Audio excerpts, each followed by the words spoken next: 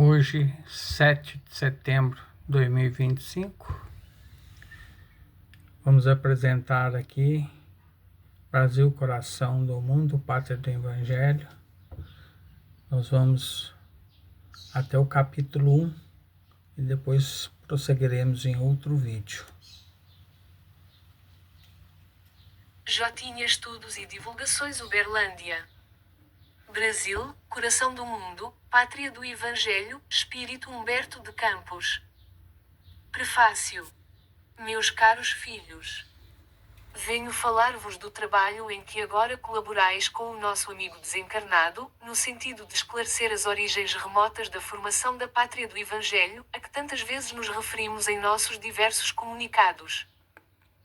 O nosso irmão Humberto tem, nesse assunto, largo campo de trabalho a percorrer, com as suas facilidades de expressão e com o espírito de simpatia de que se dispõe, como escritor, em face da mentalidade geral do Brasil. Os dados que ele oferece nestas páginas foram recolhidas nas tradições do mundo espiritual, onde falanges desveladas e amigas se reúnem constantemente para os grandes sacrifícios em prol da humanidade sofredora. Este trabalho se destina a explicar a missão da terra brasileira no mundo moderno. Visão de Humboldt.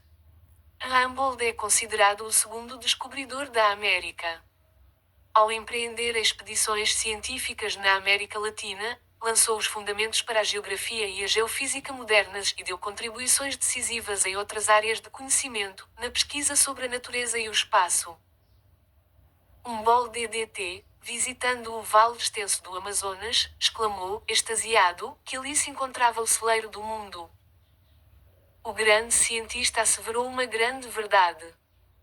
Precisamos, porém, desdobra-la, atendendo-a do seu sentido econômico à sua significação espiritual.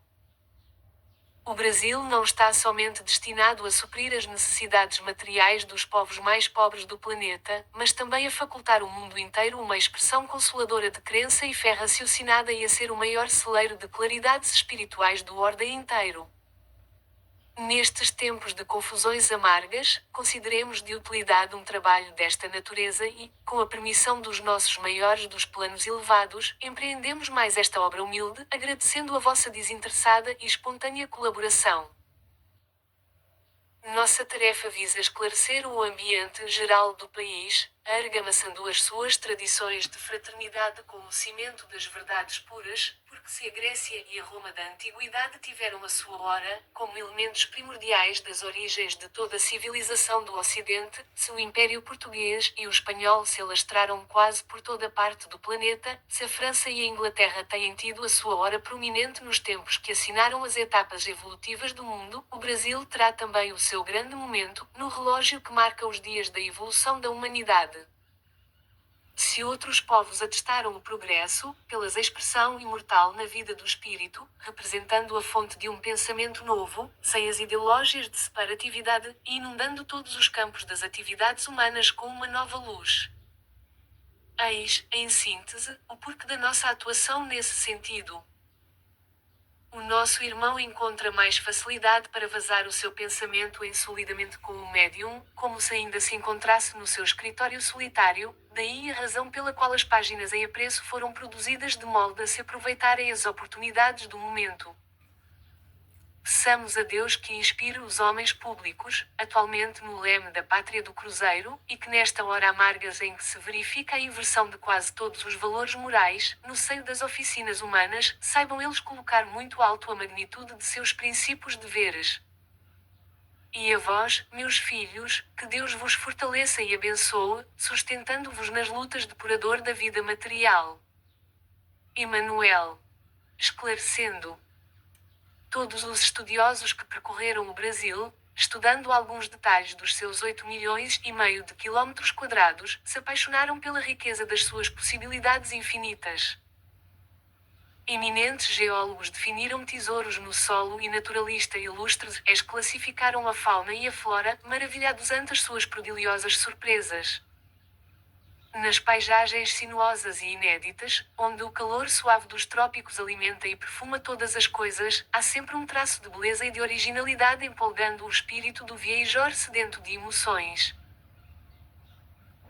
Mas, se numerosos pensadores e artistas notáveis lhes traduziam a grandiosidade deste mundo novo, contando, lá fora, as inesgoáveis reservas do gigante da América, todo esse espírito analítico não passou da esfera superficial das apreciações, porque não viram o Brasil espiritual, o Brasil evangélico, em cujas estradas, cheias de esperança, luta, sonha e trabalha o povo fraternal e generoso, cuja alma é a flor amorosa de três raças tristes, na expressão harmoniosa de um dos seus poetas mais eminentes.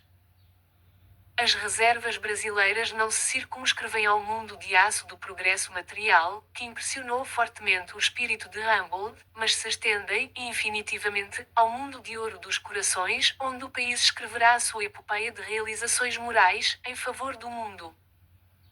Jesus transplantou da Palestina para a região do Cruzeiro a árvore magnânima do seu Evangelho, a fim de que os rebentos delicados florescessem de novo, frutificando em obras de amor para todas as criaturas.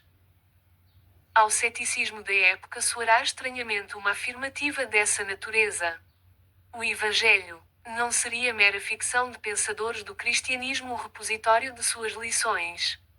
Não foi apenas um cântico de esperança no povo hebreu, que a Igreja Católica adaptou para garantir a coroa na cabeça dos príncipes terrestres. Não será uma palavra vazia, sem significação objetiva na atualidade do globo, quando todos os valores espirituais parecem descer do sepulcro caiado da transição e da decadência. Mas a realidade é que, não obstante todas as surpresas das ideologias modernas, a lição do Cristo aí está no planeta, aguardando a compreensão geral do seu sentido profundo.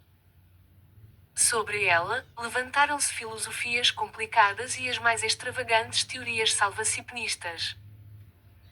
Em seu favor, muitos milhares de livros foram editados e algumas guerras ensanguentaram o roteiro dos povos. Entretanto, a sublime exemplificação do Divino Mestre, na sua expressão pura e simples, só pede a humanidade e o amor da criatura, para ser devidamente compreendida. Do seu entendimento decorre aquele reino de Deus em cada coração, de que falava o Senhor nas suas meigas pregações do Tiberíades, reino de amor fraternal, cuja luz é o único elemento capaz de salvar o mundo, que se encaminha para os desfiladeiros da destruição. E os verdadeiros aprendizes, os crentes sinceros do poder e na misericórdia do Senhor, esperam, com os seus labores obscuros, o advento da cristianização da humanidade, quando os homens, livres de todos os símbolos sectários de separatividade, puderem entender, integralmente, as maravilhas ocultas da obra cristã. Nas suas dolorosas provocações dos tempos modernos, quando quase todos os valores morais sofrem o insulto da mais ampla subversão, esses espíritos heróicos e humildes sabem, na sua esperança e na sua crença, que, se Deus permite a prática de tantos absurdos, por parte dos poderosos da terra, que se embriagam com o vinho da autoridade e da ambição, é porque essas lutas nada mais representam do que experiências penosas, por abreviar a compreensão geral das leis divinas no porvir. E seremos na sua resignação e na sua sinceridade, reconhecem, ainda, que as lições do Evangelho não são símbolos mortos e aguardam, cheios de confiança no mundo espiritual, a alvorada luminosa do renascimento humano. Nessa abençoada tarefa de despiritualização, o Brasil caminha na vanguarda. O material a empregar nesse serviço não vem das fontes de produção originalmente terrena, e sim do plano invariável, onde se elaboram todos os acidentes construtores da pátria do Evangelho. Estas páginas modestas constituem, pois, uma contribuição da história da civilização brasileira em suas marchas através dos tempos. Tem por único objetivo provar a excelência da missão evangélica do Brasil no concerto dos povos e que, acima de tudo, todas as suas realizações e todos os seus feitos, forros dos miseráveis troféus das glórias sanguinolentas, tiveram suas origens profundas no plano espiritual, de onde Jesus, pelas mãos carinhosas de Ismael, acompanha desveladamente a evolução da pátria extraordinária, em cujos os céus fulgurantes estrelas da cruz. São elas, ainda um grito de fé e esperança aos que estacionaram no meio do caminho. Ditadas pela voz de quem já atravessou as estradas poeirentas e triste da morte, dirigem-se aos meus companheiros e irmãos da mesma comunidade e da mesma família, exclamando: brasileiros, ensaríamos, para sempre, as armas homicidas das revoluções. Consideremos o valor espiritual do nosso grande destino. Engrandeçamos a pátria no cumprimento do dever pela ordem, e traduzamos a nossa dedicação mediante o trabalho honesto pela sua grandeza.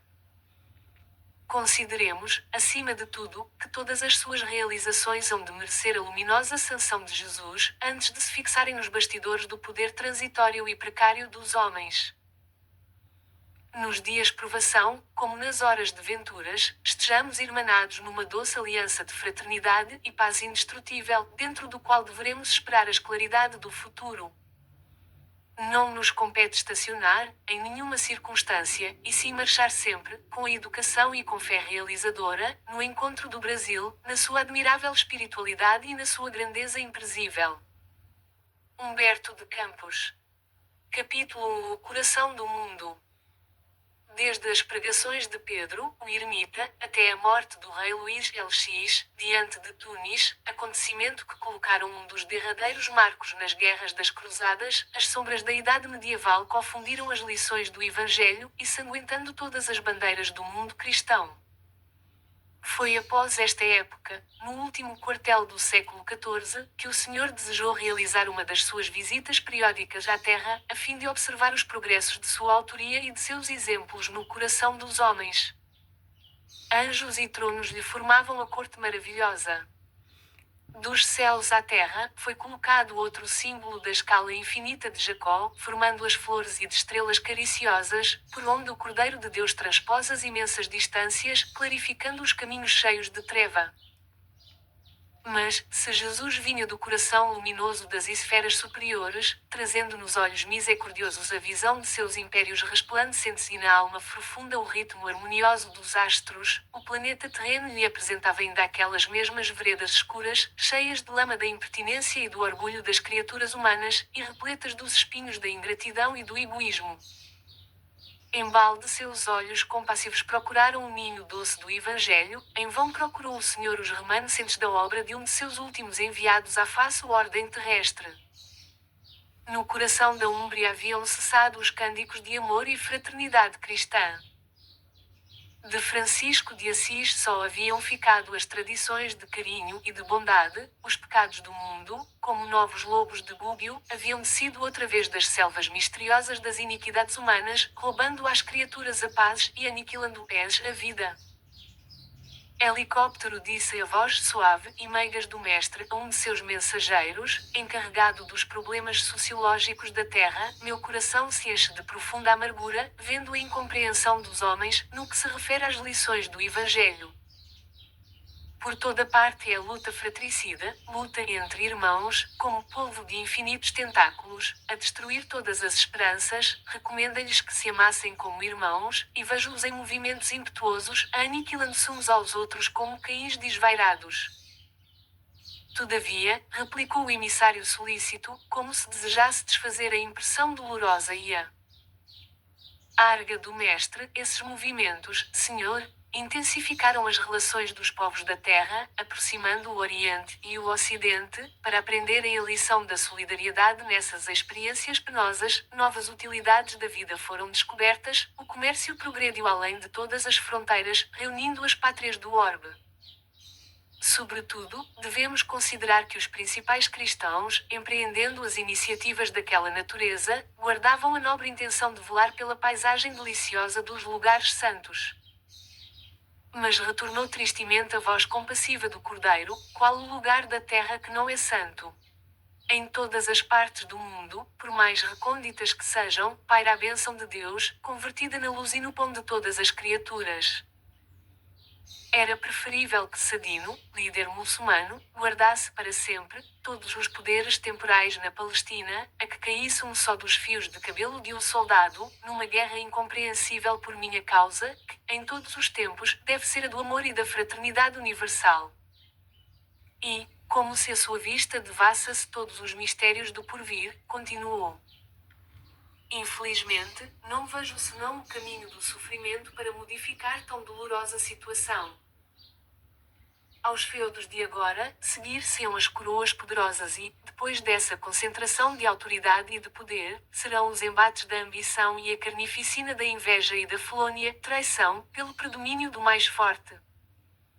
A amargura divina empolgara toda a famosa assembleia de querubins e arcanjos. Foi quando Elil, para renovar a impressão ambiente, dirigiu-se a Jesus com brandura e humildade. Senhor, se esses infelizes, que procuram na grandeza material uma felicidade impossível, marcham irremediavelmente para os grandes infortúnios coletivos, visitamos os continentes ignorados, onde espíritos jovens e simples aguardam a semente de uma vida nova. Nessas terras, para além dos grandes oceanos, poderes instalar o pensamento cristão, dentro das doutrinas do amor e da liberdade. E a caravana fulgurante, deixando um rastro de luz na imensidade dos espaços, encaminhou-se ao continente que seria, mais tarde, o mundo americano. O Senhor abençoou aquelas matas virgens e misteriosas. Enquanto as aves lhes homenagearam a inefável presença com seus cantares harmoniosos, as flores se inclinavam nas árvores ciclovias, aromatizando-lhes as eternizadas sendas. O perfume do mar casava-se ao oxigênio agreste da selva esbrávia, emprenhando todas as coisas de um elemento de força desconhecida. No solo, eram os silvícolas humildes e simples, aguardando uma era nova, com o seu largo potencial de energia e bondade. Cheio de esperanças, emociona-se o coração do mestre, contemplando a beleza do sublimado espetáculo. Elil, pergunta ele, onde se vêem, no mundo, as homenagens dos céus aos vossos martírios na terra, fica mais para o sul. E, quando no seio da paisagem repletas de aromas e de melodias, contemplavam as almas santificadas dos orbes felizes, na presença do Cordeiro, as maravilhas daquela terra nova, que seria mais tarde o Brasil, desenhou-se no firmamento, formado as estrelas ruminantes, no jardim das constelações de Deus, o mais imponente de todos os símbolos. Mãos erguidas para o alto, como se invocasse a bênção de seu Pai para todos os elementos daquele solo extraordinário e opulento, exclama então Jesus. Para esta terra maravilhosa e bendita será transplantada a árvore do meu evangelho de piedade e amor. No seu solo dádivoso e fertilíssimo, todos os povos da terra aprenderão a lei da fraternidade universal. Sob estes céus serão entoados os hosanas mais ternos à misericórdia do Pai Celestial. Tu, Elil, te corporificarás na terra, no seio do povo mais pobre e mais trabalhador do Ocidente, instituirás um roteiro de coragem, para que sejam transpostas as imensidades desses oceanos perigosos e solitários, que separam o velho do novo mundo. Instalarmos aqui uma tenda de trabalho para a nação mais humilde da Europa, glorificando os seus esforços na oficina de Deus. Aproveitarmos o elemento simples da bondade, o coração fraternal dos habitantes destas terras novas, e, mais tarde, ordenaram a reencarnação de muitos espíritos já purificados no sentido da humildade e da mansidão, entre as raças oprimidas e sofredoras das regiões africanas, para formarmos o pedestal da solidariedade do povo fraterno que aqui florescerá, no futuro, a fim de exaltar o meu Evangelho, nos séculos gloriosos do porvir. Aqui, Elil, sob a luz misericordiosa das estrelas da cruz, ficará localizado o coração do mundo. Consoante a vontade piedosa do Senhor, todas as suas ordens foram cumpridas integralmente. Daí a alguns anos, o seu mensageiro se estabelecia na terra, em 1394, como o filho de D. João e de Filipa de Lencastre, e foi o heróico infante de Sagres, homenagem concedida a Vergúgel, que operou a renovação das energias portuguesas, expandindo as suas possibilidades realizadoras para além dos marés. O elemento indígena foi chamado a colaborar na edificação da pátria nova, almas bem igual aventuradas pelas suas próprias renúncias se corporificaram nas costas da África flagelada e oprimida e, juntas a outros espíritos em prova, formaram a falange abnegada que veio escrever na terra de Santa Cruz, com os seus sacrifícios e com os seus sofrimentos, um dos mais belos poemas da raça negra em favor da humanidade.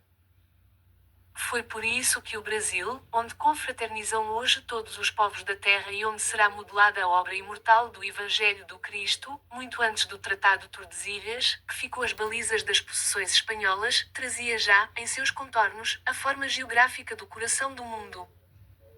Próximo capítulo 02. Aguardem próximo vídeo aqui neste canal Jotinha Estudos e Divulgações.